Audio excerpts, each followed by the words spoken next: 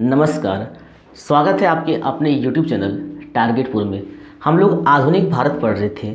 आधुनिक भारत के क्रम में 6 वीडियो अपलोड हो चुका है। आज हम लोग पार्ट 7 देखेंगे।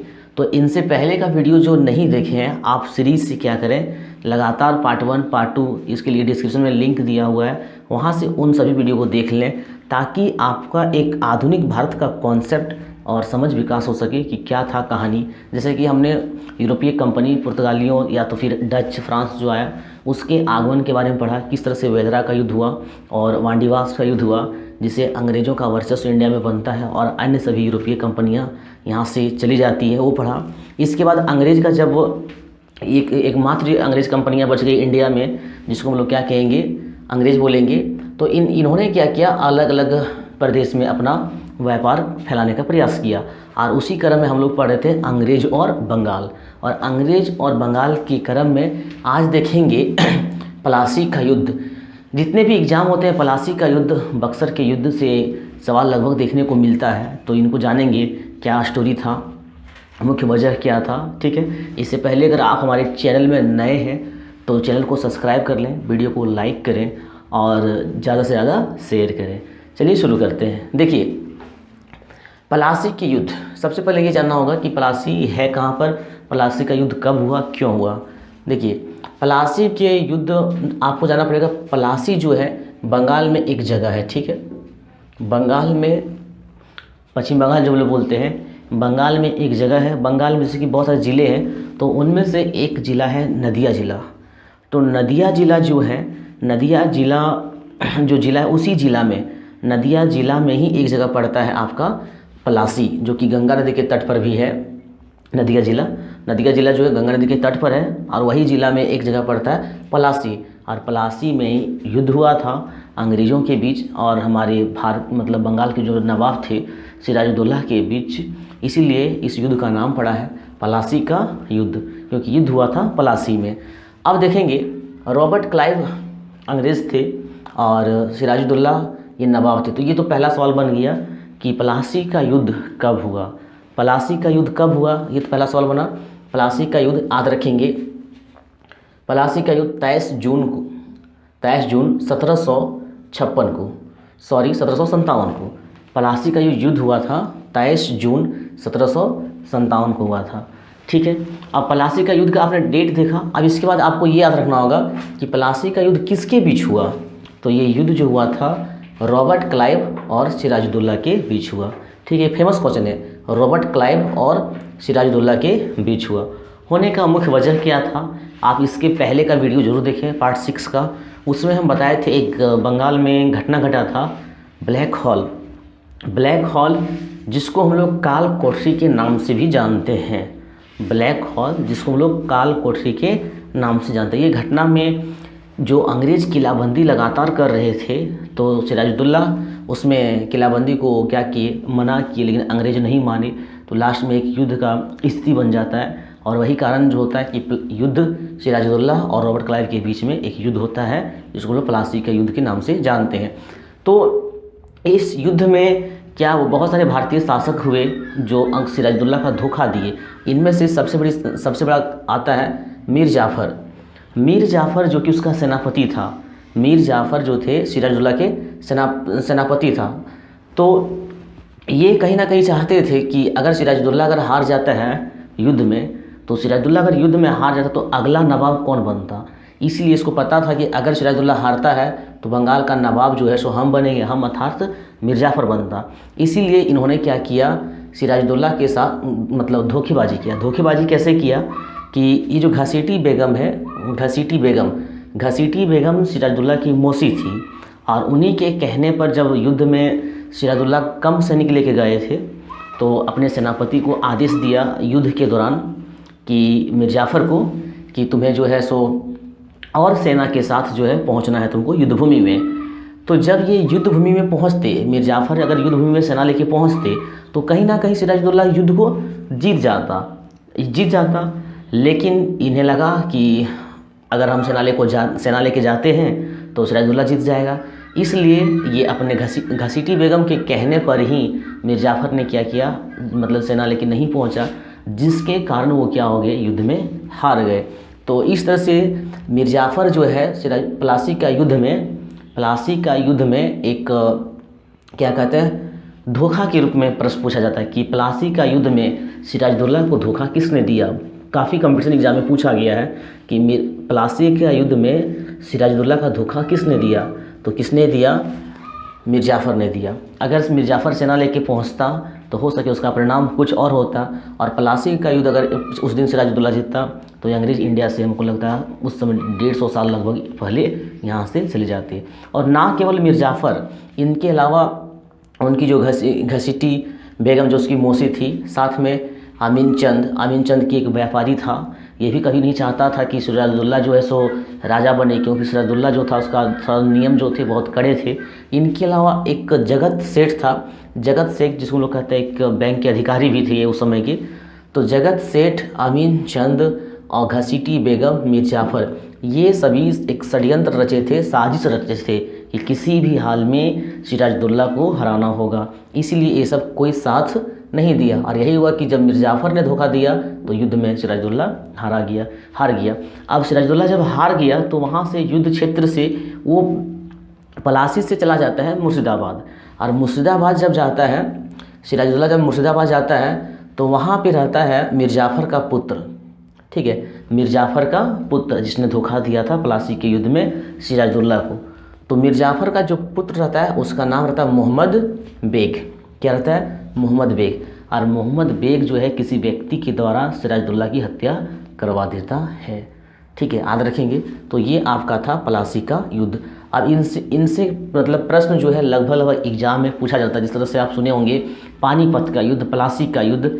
तो प्लासी का युद्ध बहुत फेमस है, कब हुआ, किसके बीच हुआ, अंग्रेज का साथ किसने दिया था, तो याद रखेंगे मीर जाफ़र, घसीटी बेगम, अमीन चंद, जगत सेठ। लेकिन कुछ व्यक्ति ऐसे भी थे जो सिराजुद्दौला के साथ दिए थे, तो उनको भी याद रखना कि सिराजुद्दौला का साथ किसने किसने दिया था। तो सिराजुद्दौला का साथ दिया था मीर मदान, एक व्यक्ति थे मीर मदान, और एक थे मोहनलाल। तो मोहनलाल तो बुरी तरह से घायल हो गए थे, लेकिन ये जो मीर मदान थे युद्ध भूमि में ही मारा गया था। मीर मदान जो है प्लासी में जो युद्ध भूमि था, जहाँ पे युद्ध चल रहा था, बहुत कम समय तक युद्ध चला था, तो उस युद्ध भूमि में मारे गए थे। इनके अलावा कुछ फ्रांसीसी सैनिक भी थे जो सिराजुद्दौला के पक्ष में थे और युद्ध में लड़ रहे थे। तो यहाँ से ये भी सवाल बनता है कि प्लासी का युद्ध में किसने सिराजुद्दौला का साथ दिया था, तो मीर मदान और मोहनलाल। ध्यान रखेंगे मीर मदान जो युद्ध भूमि में मारा गया था, इसके बाद उसका हत्या कर दिया। ये नदिया जिला में पड़ता है प्लासी। तो प्लासी का युद्ध से जो भी सवाल आएगा इन्हीं के अंदर आएगा, ठीक है। अब देखिए जब युद्ध ये सिराजुद्दौला जो है सो मारा जाता है तो ये अगला नवाब कौन बनता है, अगला नवाब मीर जाफ़र बनता है। क्योंकि ये घसीटी बेगम को, मीर जाफ़र को पता था कि जैसे ही सिराजुद्दौला हारेगा अंग्रेज हमें नवाब बना देंगे, और वही हुआ। एक कठपुतली की तरह था मीर जाफ़र जो थे, बिल्कुल कठपुतली की तरह थे। इसे उतना अपना कहने का अपना समझ मतलब इसमें नहीं था, सिराजुद्दौला की तरह इसमें नहीं था। योग्य शासक भी नहीं था मीर जाफ़र। पूछा जाता है कि अलीवर्दी खान के बाद बंगाल का योग्य शासक कौन हुआ सिराजुद्दौला के छोड़ के, क्योंकि ये तो मारा गया था। तो अलीवर्दी खान के बाद अगर बंगाल में कोई योग्य शासक हुआ था तो वो आपका था मीर कासिम।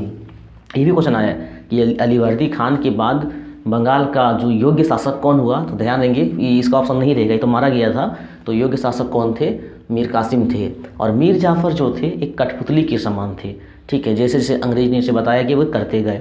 तो एक याद रखेंगे प्लासी की सफलता के बाद अंग्रेज़ों ने जो है मीर जाफ़र को बंगाल का नवाब बना दिया, ठीक है, बंगाल का नवाब बना दिया। और इसी के शासनकाल में बाँटो एवं राज्य करो का शासन नीति अपनाया था अंग्रेज़ों ने। बाँटो एवं राज्य करो मतलब यहाँ पे शासन करना। तो प्लासी का ही युद्ध एक ऐसा युद्ध हुआ इतिहास में जिसमें अंग्रेज़ों के लिए रास्ता खुल गया कि नहीं, हम भारत में अब पूरी तरह से व्यापार कर सकते हैं। लेकिन स्वतंत्र नहीं हुआ था पूरी तरह से, क्योंकि आगे मीर कासिम है। तो प्लासी का युद्ध में एक ऐसा युद्ध हुआ जिससे अंग्रेज़ों का भारत में पूरी तरह से रास्ता खुल चुका था व्यापार करने के लिए, क्योंकि भारत का एक महान शासक सिराजुद्दौला जो थे मारा गया था, ठीक है। अब हम लोग पढ़ेंगे मीर कासिम के बारे में। क्या पढ़ेंगे, मीर कासिम के बारे में। तो मीर जाफ़र के बाद जो है बंगाल का जो नवाब बनता है वो बनता है मीर कासिम। और ये रहता है 1760 से 1763 में।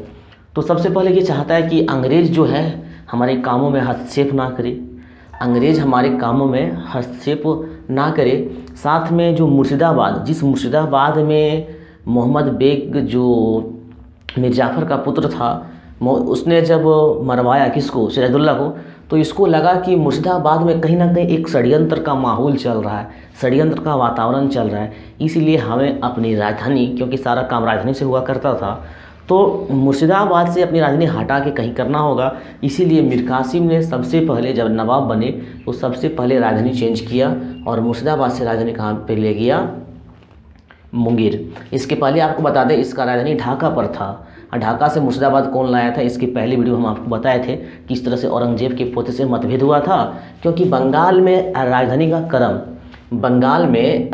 क्रम पूछता है, तो पहले बंगाल की राजधानी कहाँ पर था, ढाका था, और ढाका से राजधानी चला गया कहाँ पे, मुर्शिदाबाद, ठीक है। ढाका से राजधानी चला गया मुर्शिदाबाद, और मुर्शिदाबाद से राजधानी चला गया मुंगेर। तो ढाका से मुर्शिदाबाद किसने किया राजधानी, इसके लिए आप पार्ट 6 का वीडियो देख लें। बड़ा कहानी के साथ हम बताएं कि ढाका से मुर्शिदाबाद राजधानी क्यों गया था, औरंगजेब के पोते के साथ किस तरह से विवाद हुआ था। और अभी आप ये देख रहे हैं कि मुर्शिदाबाद से मुंगेर को राजधानी किसने ले गया, तो मीर कासिम ले गया। और लगभग एग्जाम में ये सब प्रश्न क्या होता है, आता है, बट आप जब तक कॉन्सेप्ट के साथ नहीं पढ़ेंगे सॉल्व करने में कन्फ्यूजन हो जाता है, ठीक है। देखिए, तो मीर कासिम सबसे पहले राजधानी चेंज किया। चेंज करने का कारण था अंग्रेज़ों का हस्तक्षेप नहीं होना, मतलब चाहते थे कम हस्तक्षेप हो, और वहाँ जो षड्यंत्र का माहौल था उससे वो दूर रहना चाहते थे। लेकिन 1760 से 1763 तक रहा। तो 1763 में एक कांड हुआ था जिसको लोग पटना कांड के नाम से जानते हैं। और इस पटना कांड में क्या हुआ, इससे पहले मीर कासिम जो है नमक का जो टैक्स था या अन्य प्रकार की जो टैक्स था उससे काफ़ी संशोधित किया था। और संशोधित करने की वजह से अंग्रेज इनसे परेशान थे। और उसी पटना कांड में एक अंग्रेज भी मारा गया था। तो अंग्रेज काफ़ी, जिसका नाम एलिस था, क्या नाम था, एलिस था, तो काफ़ी अंग्रेज इससे नाराज़ थे। फलतः क्या होता है कि इसको नवाब के पद से हटा दिया जाता है, और हटाने के बाद पुनः एक बार मीर जाफ़र को गद्दी पर बैठाता है। बंगाल का नवाब जो है पुनः किसको बनाता है, मीर जाफ़र को बनाता है। अब यहाँ एक बहुत बड़ी घटना है, और जितने जो मतलब पढ़ते हैं केवल सेट उठ वो सॉल्व नहीं कर पाते। रीजन देखिए, मीर कासिम 1760 से 1763 तक रहता है, ठीक है। और उसके बाद इसको हटा के पुनः एक बार मीर जाफ़र को नवाब बनाया जाता है। कब, 1763 में। तो 1763 से 1765 के बीच कौन रहता है बंगाल का नवाब, मीर कासिम। अब बढ़िया से समझेंगे, यहाँ से एक फिक्स क्वेश्चन होता है लगभग एग्जाम में, ठीक है।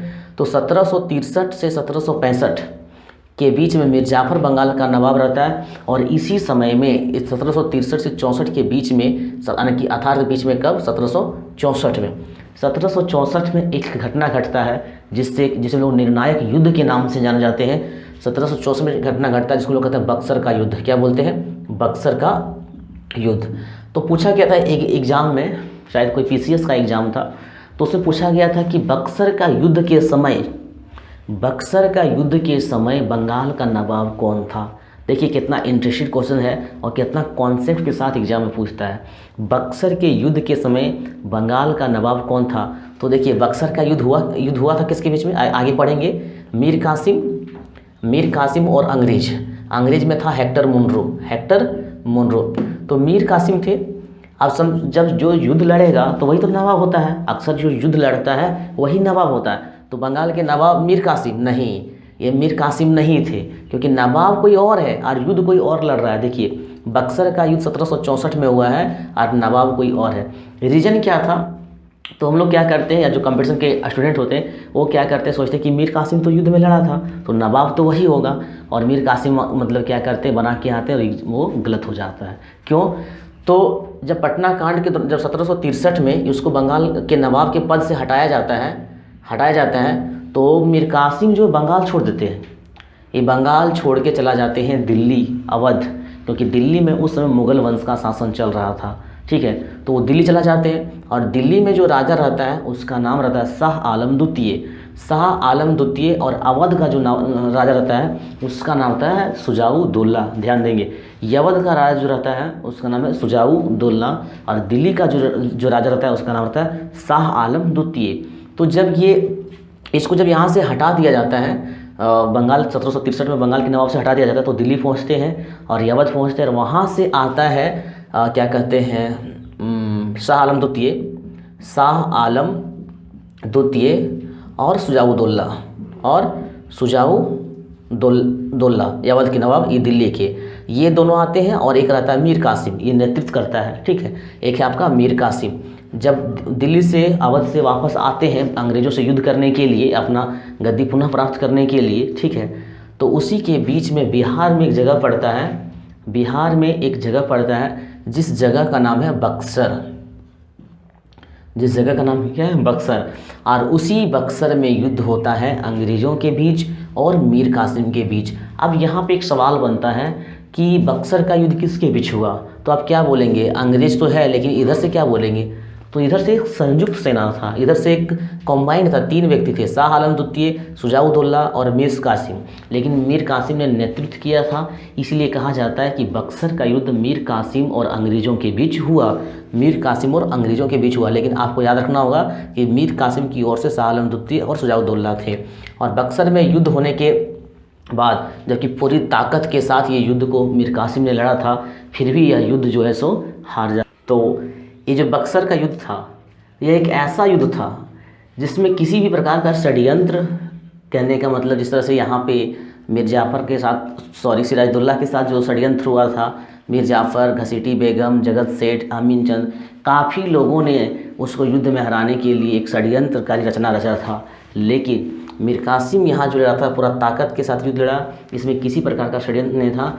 फिर भी मीर कासिम जो है सो युद्ध में हार जाता है, और बक्सर के युद्ध में अंग्रेज एक बार फिर से विजय होता है। जिस तरह से प्लासी के युद्ध में विजय हो जाते हैं, उस तरह से अंग्रेज एक बार फिर से बक्सर के युद्ध में विजय होता है। और भारत में पूरी तरह से, क्योंकि इसके बाद कोई राजा, कोई नवाब नहीं बचता है, और अंग्रेज़ों का कहने का मतलब एक निर्णायक युद्ध कि हाँ, अब हम यहाँ स्वतंत्र रूप से, भारत में स्वतंत्र रूप से व्यापार करेंगे, हम यहाँ के लिए प्रशासनिक मतलब जो नियम हो, मतलब राजनीतिक जो हस्तक्षेप होता है, वो समय क्या करेंगे, सारा कुछ अंग्रेज़ों का ही अब चलने का स्टार्ट हुआ एक तरह से। इसलिए इसको कहा जाता है निर्णायक युद्ध। तो आज हमने क्या देखा, प्लासी के युद्ध के बारे में देखा कि किस तरह से मीर जाफ़र ने सिराजुद्दौला के साथ धोखेबाजी किया। बक्सर के युद्ध के बारे में देखे, प्लासी का युद्ध में अंग्रेज़ों का कदम जो है सो पहली बार यहाँ पे रखा कि हाँ, यहाँ पे हम सब मतलब शासन करेंगे।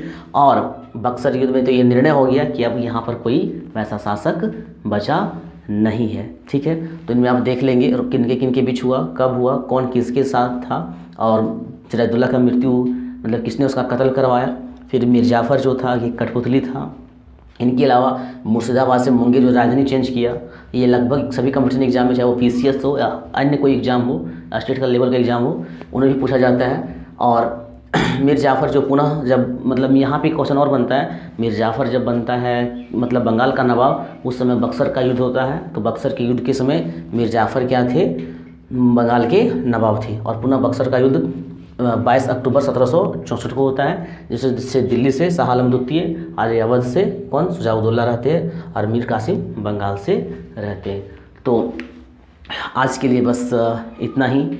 यह वीडियो आप लोगों को कैसा लगा, कमेंट बॉक्स में कमेंट करें, वीडियो को लाइक करें और ज़्यादा से ज़्यादा शेयर करें। मिलते हैं नेक्स्ट वीडियो में, तब तक के लिए धन्यवाद।